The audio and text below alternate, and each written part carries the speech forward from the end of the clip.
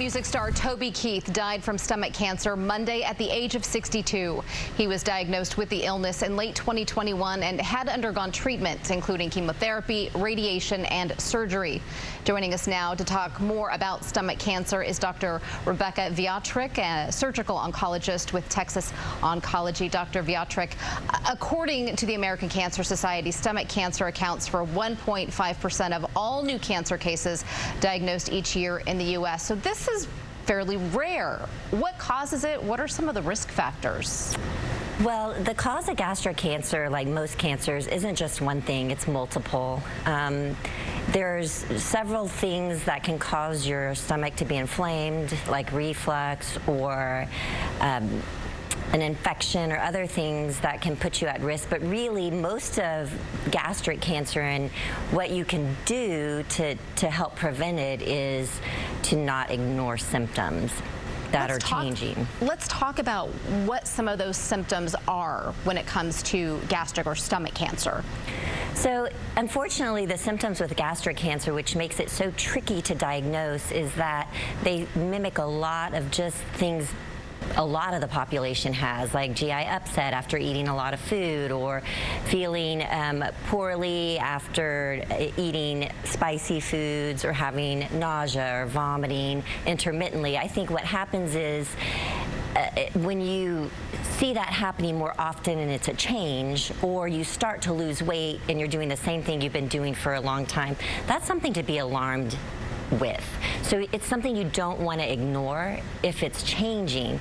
Most of the time, if you have GI upset or changes in your GI system, that's going to be other causes, looking at how rare this is. But if it persists, you definitely don't want to ignore it, and you want to talk to your doctor about it. Dr. Wiatrek, what type of screenings or tests are available? How does one come to be diagnosed with stomach cancer? You know, interestingly, there isn't a great screening for gastric cancer, and I think that's why we see patients like Toby Keith are diagnosed a little bit later on in the disease. There's not a great way to find it early. Like colon cancer and breast cancer, we can find that early because there are polyps or calcium you see on mammogram or on colonoscopy that allows you to intervene early. With gastric cancer, we don't do scopes for it because the incidence of the cancer is so low that we would have to do a scope for everybody, which has risk, to actually find a few cancers. This is why it's important to not ignore symptoms and have you be the person that gets that endoscopy or that scope down so they can see your stomach. What is the typical prognosis for stomach cancer? We've made a little bit of improvement in prognosis with gastric cancer, with improvement in our chemotherapies, but unfortunately the prognosis is not great. You know, once it's gone to your lymph nodes, your 5-year survival goes down pretty substantially.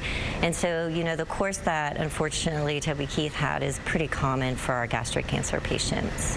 Finally, let's talk about prevention. What can we do to lower the risk of getting stomach cancer? I get this question asked by my patients a lot, I mean, for all cancers, and I think the answer I give is usually the same. Number one, which we've talked about before, don't ignore new symptoms. Don't just say, hey, yay, I'm finally losing weight. Go get a workup by your doctor. The other thing you can do is live a healthy lifestyle. I mean, that helps prevent heart disease, liver disease, pretty much all of the diseases that will get you as you age.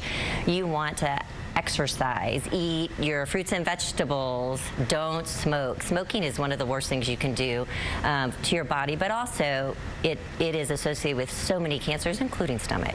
Okay. Dr. Rebecca Wiatrek with Texas Oncology, thank you so much for sharing your time and expertise with us tonight. My pleasure.